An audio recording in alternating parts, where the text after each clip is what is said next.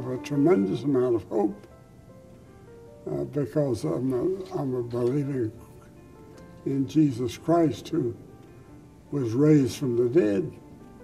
And I believe he's alive right now. My wife is already in heaven. I look forward to seeing her definitely in the near future because I'm 92 now, and I know that my time is limited on this earth, but I have tremendous hope in the fact I'll be in the future life, and I'll be there because of what Jesus Christ did for me on the cross and by the resurrection. And this gives me a great deal of hope.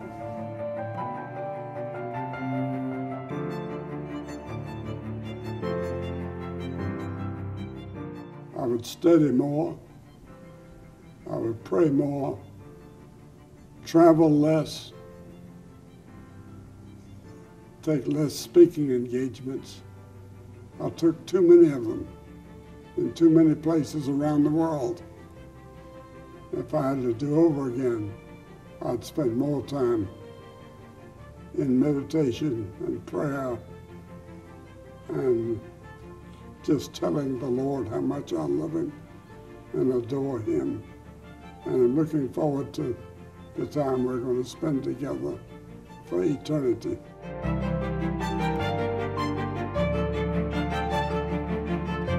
I guess I was about 18 or 19. I was in Florida as a student in a small Bible school near Tampa. And it used to be a country club where we had the school, and I used to walk the streets in this area that had completely disintegrated because of the Depression of that time. And I would pray, and I would ask God for a direction for my life and for the genuine purpose of my life. What am I here for? And one night, I was out on the 18th green, lying there beside the green in the moonlight and the palm trees, and the Lord seemed to call me and say that I was to preach the gospel. And from that time on, I began to prepare. By preparation, I mean I began to read books that would contribute to what I would say in the years to come. And then I began to realize that my job was trying to win other people to Christ, which I did privately and publicly, which became eventually my sermons that we call evangelism. Spend more time in study and prayer. That's the secret of successful evangelism.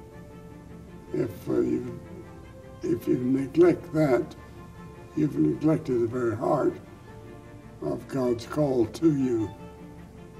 Now, there are wonderful schools to go to.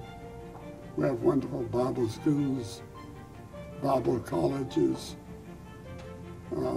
liberal arts colleges that are dedicated to Christianity and to the spread of Christianity. I went to one called Wheaton near Chicago, and that's where I met my wife. And it was a tremendous experience to be at that small Christian college with high academics. In fact, the academics today would rival that of the schools in the Northeast. And I've been very thankful to the Lord that he sent me to that school.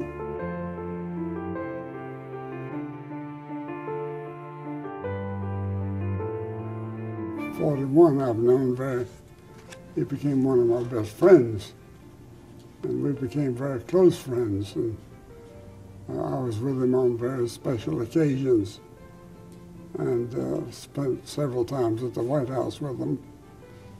He and Barbara became very close friends to Ruth and me. And I remember George Sr. asked me if I would conduct a Bible study in their home there on several occasions. On this occasion, I remember a young fellow back there that stood up and asked some questions. Happened to be George W. Bush. And we became friends, and we had talks together, and we walked together, and we played tennis together and golfed together.